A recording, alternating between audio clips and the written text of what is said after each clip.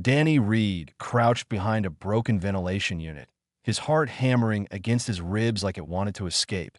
The three Vrani scavengers were getting closer, their clicking mandibles echoing through the lower maintenance corridor of Meridian Cross Station.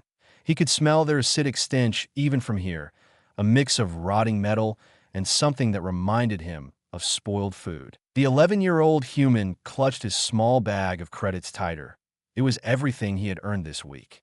From running errands and cleaning waste processors. Losing it meant no food for the next 5 days. His stomach was already empty enough to hurt. Little human boy, one of the Vronti chittered in broken galactic common. We know you here. Give credits now. We let you keep fingers. Danny's hands trembled. He had seen what the Vronti did to people who refused them. Last month, they had broken both arms of a Tillian merchant who fought back. Station security did nothing because the lower levels were considered outside their jurisdiction. Down here, the strong took from the weak, and humans were considered the weakest species in known space. He spotted an access hatch partly hidden behind debris. It led to the abandoned sectors where even criminals rarely went. Those areas had been sealed off after structural failures years ago, but Danny had explored them before when hiding from other bullies. He knew some passages were still navigable. The Vronti rounded the corner, their 4 eyes gleaming in the dim light. Danny bolted for the hatch. His small size let him slip through gaps the larger aliens could not. He yanked the hatch open and dove inside, just as chitinous claws scraped against the metal frame behind him. You cannot run forever, human spawn, the lead Vronti screeched. We remember your smell. Danny crawled through the narrow passage, his breathing loud in the confined space. Dust choked his lungs, and old wiring scraped his arms. Behind him, he heard the Vronti, trying to force their way through. Their bodies were too wide. He had bought himself time. After what felt like hours but was probably only minutes, Danny emerged into a larger corridor. The lighting here barely functioned, casting everything in shadow. The air recyclers had failed long ago, making each breath taste stale and metallic. He stood up, brushing dirt from his worn clothes. That was when he realized he had no idea where he was. The abandoned sectors were a maze of identical passages.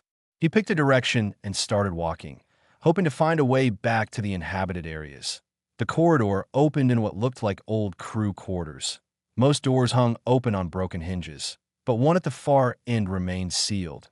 Faint light leaked from beneath it. Danny approached cautiously. Maybe someone else had found shelter here. Maybe they would help him. He knocked softly. No response came.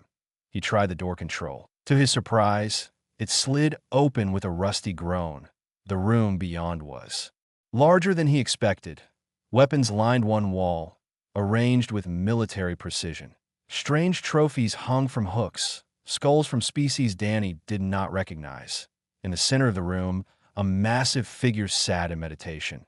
Danny's blood turned to ice. He knew what he was looking at. Everyone in the galaxy knew. The obsidian exoskeleton, the 4 powerful arms, the height that made even the largest humans look like children. A Krell warrior, the most feared predators in known space. Unstoppable. Hunters who never showed mercy. Entire planets paid tribute to Krell clans just to avoid their wrath. Danny had heard stories of single Krell warriors destroying entire military units. They were death given form. The creature did not move. Maybe it had not noticed him yet. Danny tried to back away slowly, but his foot caught on debris. He fell backward with a crash that echoed through the room. The Krell's head turned with terrible slowness. For eyes, each black as the void between stars, focused on the small human boy sprawled on the floor. The alien stood, unfolding to its full 9-foot height. Scarred armor covered most of its body. This was a warrior who had survived countless battles. Danny could not breathe, could not think, could only stare up at the creature that would surely kill him.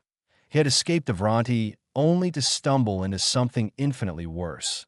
The silence stretched between them. Danny waited for claws to tear him apart, for those powerful arms to crush his bones. Instead, the Krell simply watched him with an expression Danny could not read. Suddenly, the door behind Danny burst open. The Vronti had found another way through, All three of them stormed into the room, mandibles clacking with anger. "There you are, little thief," the leader hissed. Then it saw the Krell and stopped dead. Its companions froze beside it. The Krell warrior did not speak. It simply shifted its stance, forearms moving to rest near the weapons on its belt, the temperature in. The room seemed to drop. The air itself felt heavy with threat. The Vronti backed away slowly. Their earlier confidence had evaporated completely. Even these cruel scavengers knew better than to challenge a Krell. They fled without another word, their footsteps fading into the distance. Danny remained on the floor, too terrified to move. The Krell turned back to him. It studied the human child for a long moment. Then, to Danny's shock, it returned to its meditation position and closed its eyes. Danny waited for something to happen. When nothing did, he slowly climbed to his feet. His legs shook so badly he could barely stand. "Why did you help me?" The words came out as barely a whisper. The Krell opened one eye. Its voice was deep, like rocks grinding together. They showed greed and cowardice. "You showed only honest fear. I have no interest in prey that does not fight back." Danny did not understand. He had thought Krell killed everything. But this one had let him live, had even driven off his attackers. "I should go," Danny said. "Yes," the Krell agreed. "You should," but Danny found himself frozen. Something about this moment felt important. He wanted to ask so many questions. Why was a Krell living alone in the abandoned sectors? Why did it not kill him? The Krell closed its eye again, dismissing him. Danny finally found the courage to move. He walked backward toward the door, unable to turn away from the massive alien. Only when he reached the corridor did he run. But even as he fled back toward the inhabited levels, his mind kept returning to those four black eyes and that deep, measured voice. Something had changed. He did not know what yet, but he felt it. The galaxy's deadliest predator had spared his life. Danny Reed could not explain why that mattered, but somehow he knew it did. 3 days passed before Danny found the courage to return. He told himself it was curiosity, not stupidity, that drew him back to the abandoned sectors. In truth, he could not stop thinking about the Krell warrior who had spared his life. He brought food this time. Nothing fancy, just some protein bars he had earned cleaning plasma conduits. Station residents threw away better food than Danny usually ate, but these were his to give. He left them outside the sealed door and hurried away before the Krell could catch him. The next day, the food was gone. Danny returned with more. This became his routine. Every evening after his work ended, he would make the dangerous trip to leave offerings for the alien warrior. He never saw the Krell take them, but they always disappeared. On the 7th day, the door was open when he arrived. Danny hesitated. Was this an invitation or a warning? His sensible mind told him to run. Instead, he stepped inside. The Krell sat as before, surrounded by weapons and trophies, but this time, its eyes were open, watching Danny enter. "Why do you return, small human?" The deep voice rumbled. Danny's mouth went dry. He held up the protein bars with shaking hands. "I wanted to thank you for saving me from the Vronti. I did not save you. I merely existed.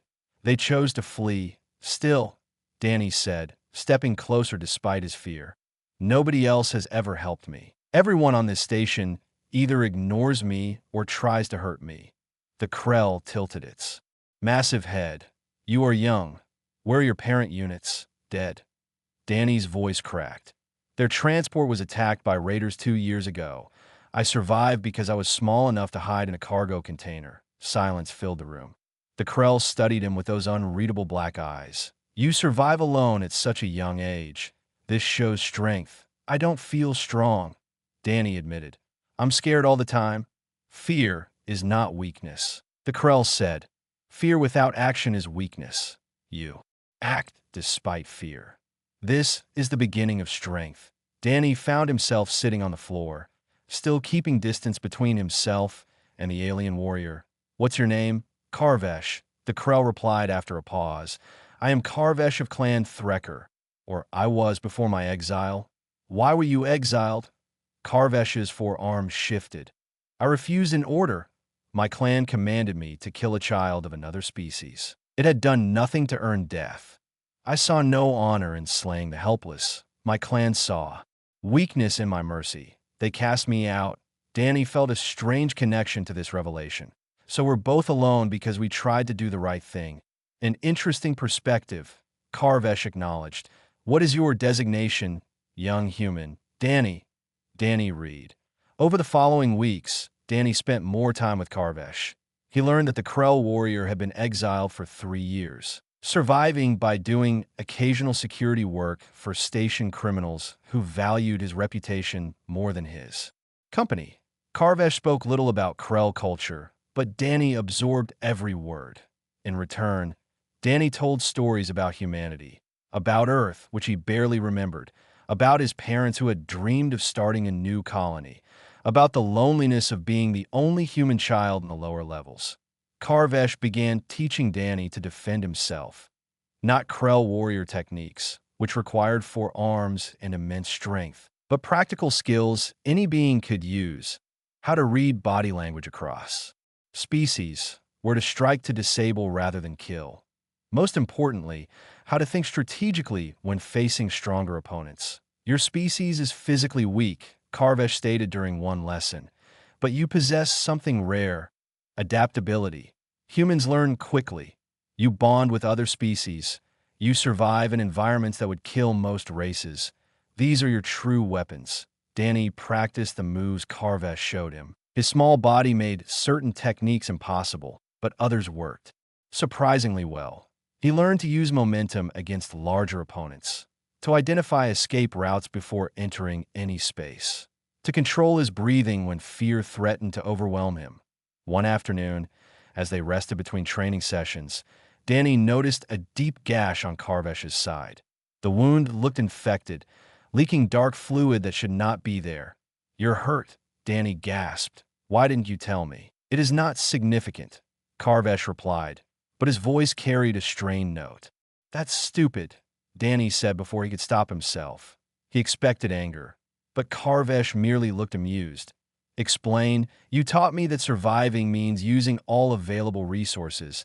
I can get medicine from the upper levels. I've done it before when I got sick, but you're just sitting here letting it get worse because you're too proud to ask for help." Karvesh considered this. "You are correct. This is inefficient thinking. My pride clouds my judgment." Danny scrambled to his feet. "I'll be back tomorrow with supplies. Just don't die before then, okay? I have survived worse." Danny Reed. But the next day, when Danny returned with stolen medical supplies, he found Karvesh unconscious. The Krell's breathing was shallow, his obsidian skin burning with fever. Danny's hands shook as he cleaned the wound. He had helped station medics before, watching how they worked in exchange for food scraps. He applied antibiotics, wrapped the wound with clean bandages, and stayed through the night. Karvesh's eyes occasionally opened, focusing on the small human tending his injuries with such determination. "Why do you do this?" Karvesh whispered during a moment of clarity. "Because you're my friend," Danny said simply. "And friends take care of each other." Karvesh's expression softened.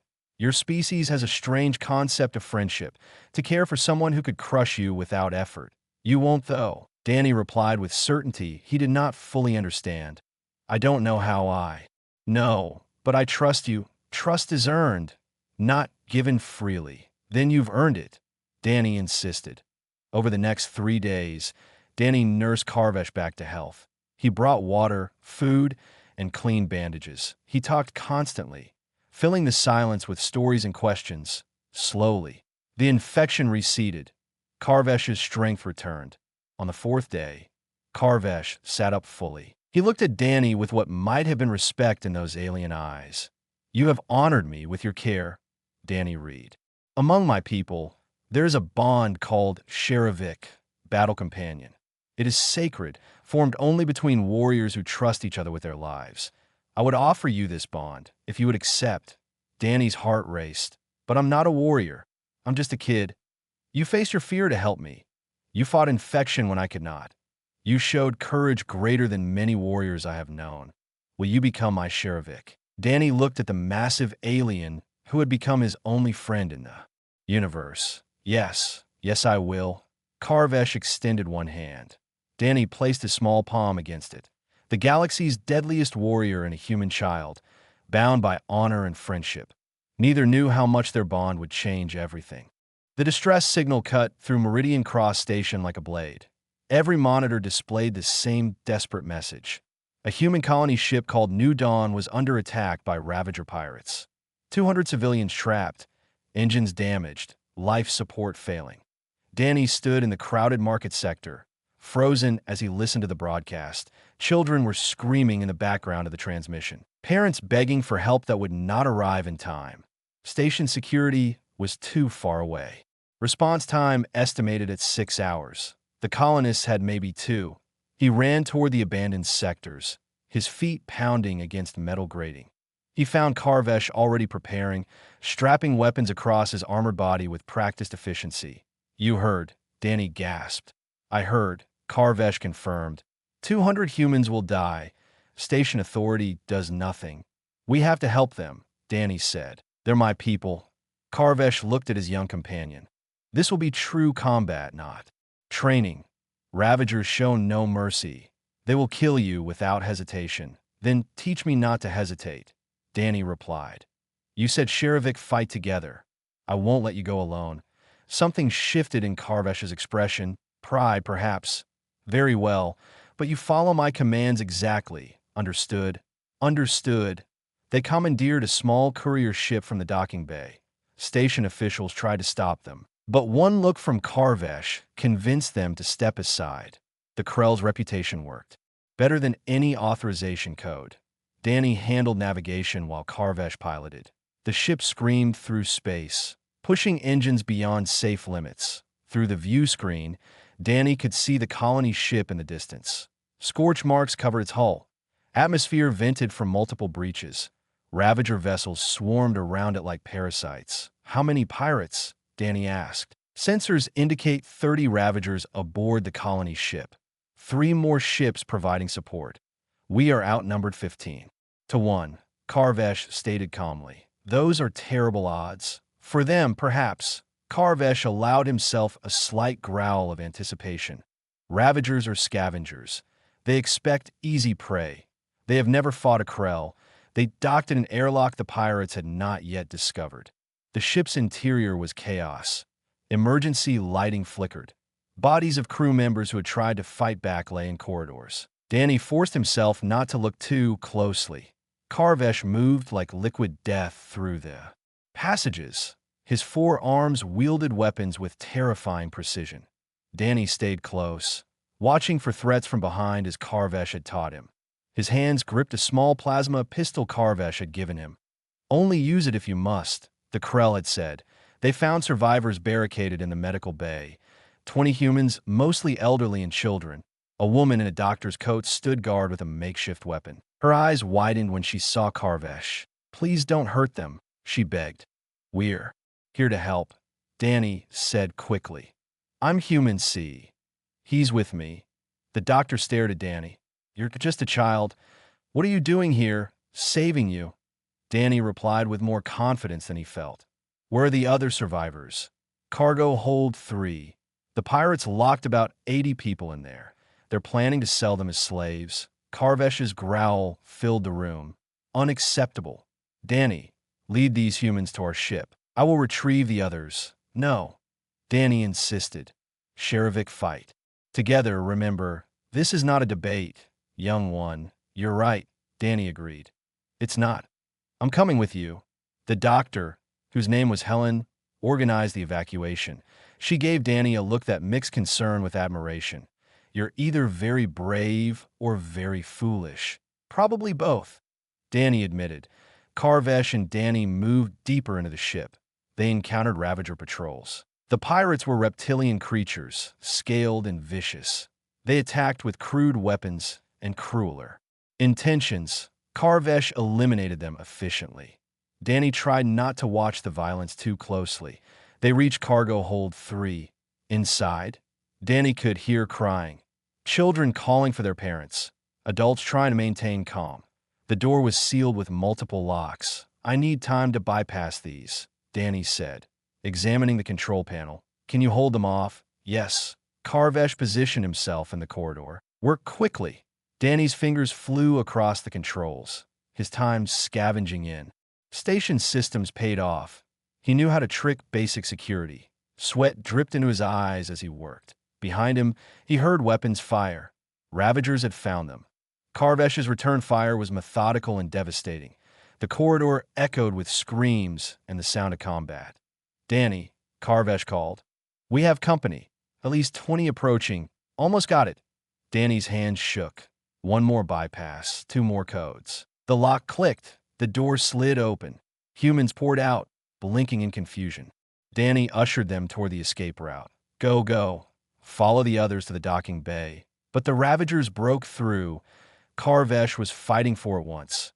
His movements were poetry of violence, but even he could be overwhelmed by numbers.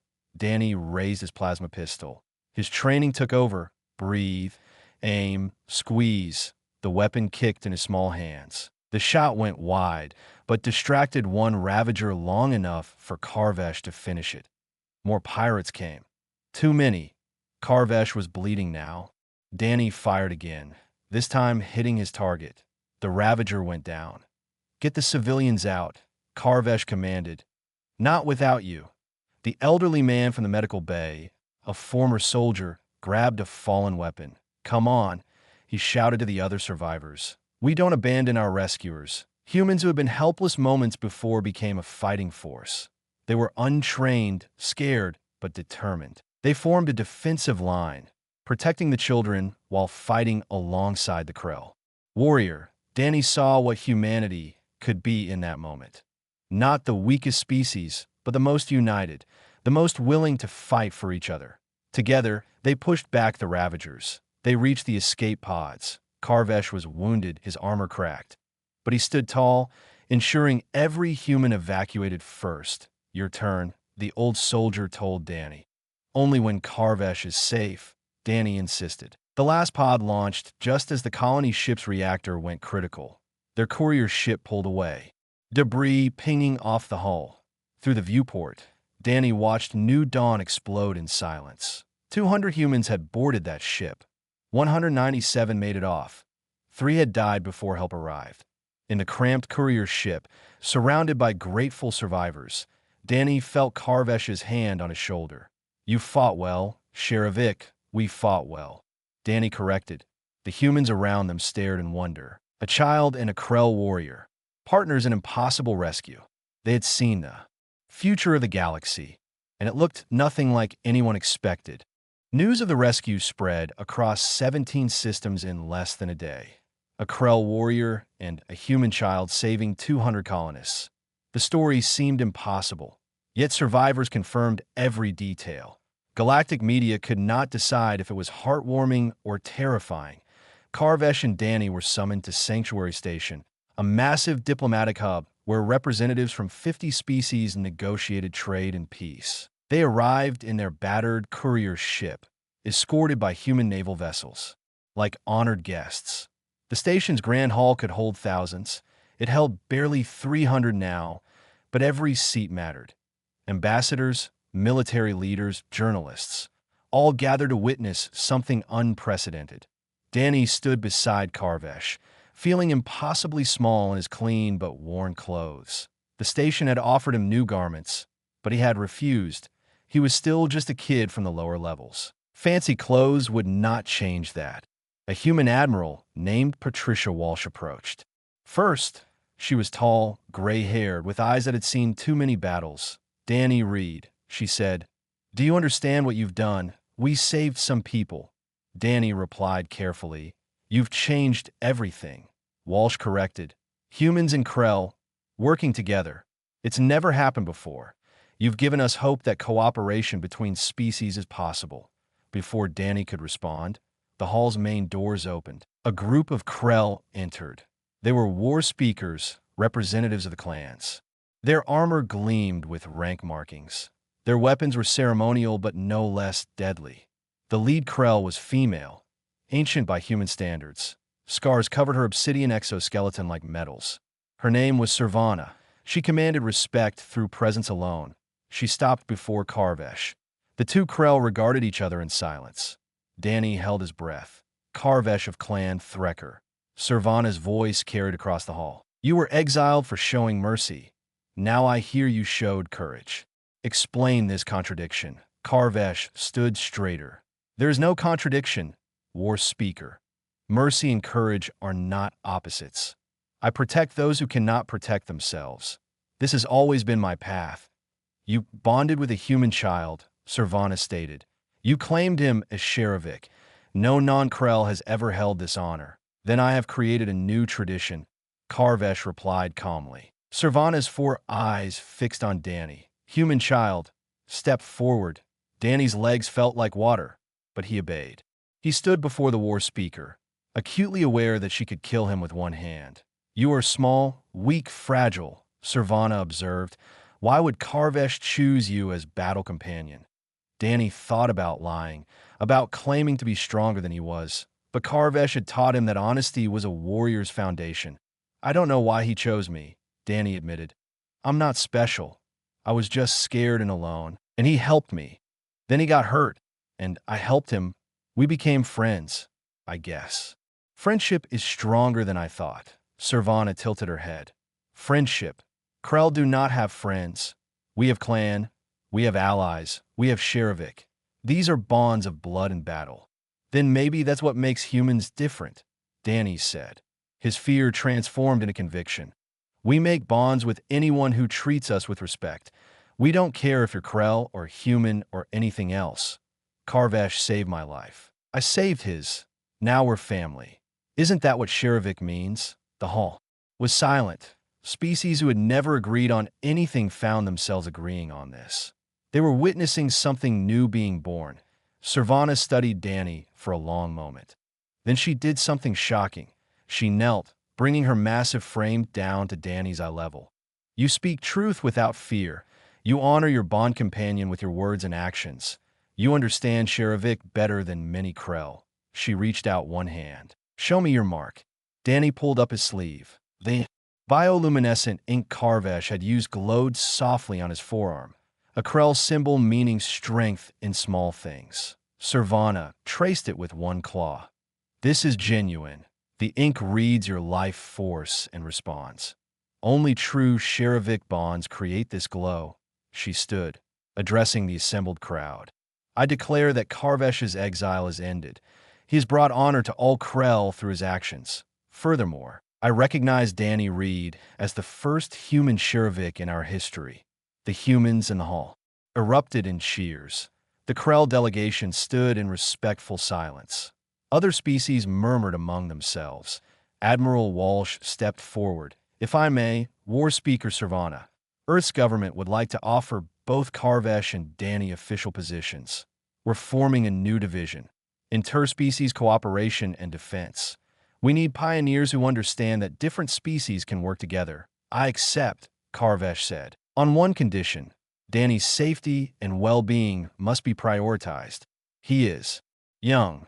He requires education, stability, proper care. Agreed, Walsh smiled. I think we can arrange that. Dr. Helen, who had been among the rescued colonists, approached. If it helps, I'm a xenobiologist. I've studied dozens of species. I'd be honored to serve as Danny's guardian. I lost my family years ago. I understand what it's like to be alone. Danny looked at her in surprise. You want to adopt me? If you'll have me, Helen said gently. You've shown more courage than anyone I've ever met. You deserve a real home. Danny's eyes filled with tears. He had been alone for so long. Yes, he whispered. Yes, please. Karvesh placed a hand on Danny's shoulder. Then you will have both a human parent and a Krell protector. You are well provided for, young warrior. The ceremony continued. Speeches were made, treaties discussed, media recorded everything. But Danny barely heard it. He was thinking about having a home again, about belonging somewhere. Later, as they prepared to leave. For Earth, Karvesh spoke quietly. You have changed my life, Danny Reed. I was exiled, alone, waiting to die in obscurity. You gave me purpose again. You saved me first, Danny replied. I was just a scared kid stealing food to survive. You taught me I could be more than that. We saved each other, Karvesh agreed. That is what Sheravik do. They boarded the transport to Earth together. A Krell warrior, a human child. and a doctor who had found family in the strangest circumstances behind. Them, the galaxy watched and wondered. If a warrior and a child could forge such bonds, what else might be possible? Earth's blue sphere filled the viewport like a jewel. Danny pressed his face against the glass, trying to memorize every detail. He had been born here, but remembered nothing. His parents had left when he was only 2 months old, chasing dreams of frontier colonies. Now he was returning as someone different.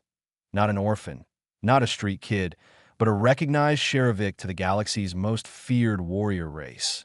It felt unreal. Karvesh stood beside him, studying the planet with interest. Your homeworld is beautiful. So much water. Krell planets are mostly rock and thin atmosphere. We evolved to survive harshness. Your species evolved to survive change. Is that why we're so different? Danny asked. Perhaps. Or perhaps it is why we work so well together. You adapt, I endure. Together we are formidable. They landed at Orbital Defense Station Terra 7, humanity's primary military installation. Admiral Walsh met them personally, along with a dozen other officers who tried not to stare at. Karvesh. Most had never seen a Krell in person. His reputation made them nervous. Welcome home, Danny, Walsh said warmly. Then to Karvesh. And welcome to Earth's protection, warrior. We're honored to have you. Honor is earned through action, Karvesh replied. Show me your defenders. I will determine if they are worthy of protecting this world. Walsh did not take offense. She had dealt with proud warriors before. Follow me. The training facility was impressive. Hundreds of soldiers. Practicing combat, tactics, strategy. They moved with discipline and coordination. Karvesh observed silently, his 4 eyes missing nothing. Your warriors train well together, he finally said, but they fight as if all enemies will be human-sized. The galaxy contains species 3 times larger or small enough to infiltrate ventilation systems. They must adapt their thinking, then teach them, Walsh invited. That's why you're here. Over the following weeks, Karvesh transformed Earth's special forces. He was a harsh instructor, pushing humans beyond what they thought possible. Soldiers who failed to meet his standards faced his disappointment, which was somehow worse than his anger. Danny worked with younger recruits, teaching them what Karvesh had taught him. How to think strategically, how to use fear as fuel rather than paralysis, how to survive against stronger opponents. At first, the soldiers mocked him. He was 11 years old, small, unintimidating. One particularly arrogant recruit named Tyler challenged him to a sparring match. Let's see what the Krell's pet can actually do, Tyler sneered. Danny did not get angry. Anger made you stupid. Instead, he remembered every lesson. He let Tyler attack first, then used the larger man's momentum against him. Within 30 seconds, Tyler was on the ground, Danny's training blade at his throat. Karvesh taught me that size means nothing if you cannot control your opponent's movements, Danny explained calmly. He also taught me that underestimating your enemy is the fastest way to die. Tyler's face burned red, but he nodded with new respect. After that, the other soldiers listened when Danny spoke. Dr. Helen had taken quarters on the station to be near Danny. She helped him with regular schooling when he was not training. Mathematics, science, history, subjects he had missed while surviving on the streets. You're smart, Danny, she told him one evening. Much smarter than you give yourself credit for. With proper education, you could be anything. Scientist, diplomat, strategist. I just want to be useful, Danny replied. I want to help people like Karvesh helped me. You already are, Helen assured him. You're changing how humans see other species. That's incredibly important work. 3 months after arriving at Earth, alarms shattered the station's routine. Long-range sensors detected unknown vessels approaching. They moved unlike anything in known databases. Organic, shifting, wrong. Admiral Walsh called an emergency meeting. Military leaders, scientists, and diplomats crowded the command center. Karvesh and Danny were summoned as well. We've identified the vessels, Walsh began, her voice tight. They matched descriptions from ancient records. Species that were thought extinct. They're called the Silence. Holographic displays showed grotesque ships, like living things crossed with machines. They absorbed energy from everything they encountered. Entire planets had gone dark. In their wake, why are they here? Someone asked. They're drawn to concentrations of life. A scientist explained, Earth has over 10 billion humans. We're a beacon to them. How do we fight them? Walsh demanded. Every species that tried was destroyed. The scientist admitted, we have no successful defense strategies. Karvesh stepped forward. Then we create new strategies. The silence have existed for millennia. They expect standard responses. We must become unpredictable. How? Walsh asked. Danny studied the holographic displays. Something about the silence's movement patterns bothered him. They avoided certain areas, certain frequencies. They're organic, right? Do they feel pain? The scientist blinked. We don't know. Nobody has ever tested that. Everything that lives can suffer. Karvesh observed. The question is what causes them suffering. Over the next days, they prepared frantically. Scientists analyzed silence biology from probe fragments. Karvesh trained soldiers in Krell tactics designed for facing overwhelming odds. Danny coordinated between departments, his small size letting him move quickly through the crowded station. Helen worked with xenobiologists, trying to find the silence's weakness. They avoid electromagnetic pulses, she discovered. Not because it damages them, but because it causes discomfort, like bright lights to human eyes. Then we make them very uncomfortable. Walsh decided. The silence arrived on the 7th day. Their ships blotted out stars. Weapons fired from Earth's defense fleet did nothing. Energy weapons were absorbed, projectiles ignored, but the modified pulse cannons made them hesitate. The frequency caused them pain. Not enough to destroy, but enough to slow their advance. It's working, Danny shouted from the command center. Not well enough. Walsh replied grimly. We're buying time, not winning. Karvesh approached the tactical display. The silence operate as a hive. Find their coordination nexus. Destroy it. The fleet collapses. That nexus is inside their largest ship. Walsh pointed at the massive central vessel. We'd have to breach it, fight through their interior, and sabotage their systems. It's suicide? Not suicide. Karvesh corrected. Sacrifice. There's a difference. Danny's blood ran cold. No, we can find another way. There is no other way, Sherivic. Karvesh met his eyes. I have lived a warrior's life. Now I can die a warrior's death. Protecting billions. There is honor. In this, I won't let you go alone, Danny insisted. Karvesh knelt before him. You must. Helen needs you. Earth needs you. You have shown the galaxy that humans and Krell can work together. That legacy is more important than one old warrior. Tears streamed down Danny's face. You're my family, and you are mine. Karvesh touched Danny's forehead with his own, a Krell gesture of deepest affection. That is why I must protect you. It is what family does. The mission launched within the hour. Karvesh piloted a small strike craft. A few human volunteers joined him despite knowing they would not return. Danny watched from the command center, Helen's arms around him. The strike team penetrated the silence vessel, fighting through horrors Danny could barely comprehend on the monitors. Karvesh moved like death itself, his 4 arms wielding weapons, his voice calling tactical commands to his human companions. One by one, the volunteers fell. Finally, only Karvesh remained. He reached the Nexus, a massive biological computer that coordinated the fleet. With his last strength, he activated the explosives the team had carried. Sherivic means forever, Danny read. Karvesh's final transmission crackled. I am honored to have known you. The explosion was silent in space, but Danny felt it in his soul. The silence fleet went dark, drifting, dead, defeated. Earth was saved. Billions of lives preserved. All because one exiled Krell warrior chose to die, protecting a species, not his own. Danny wept until his throat was raw. The galaxy mourned a hero, but remembered a legend. The Krell and the boy who changed everything.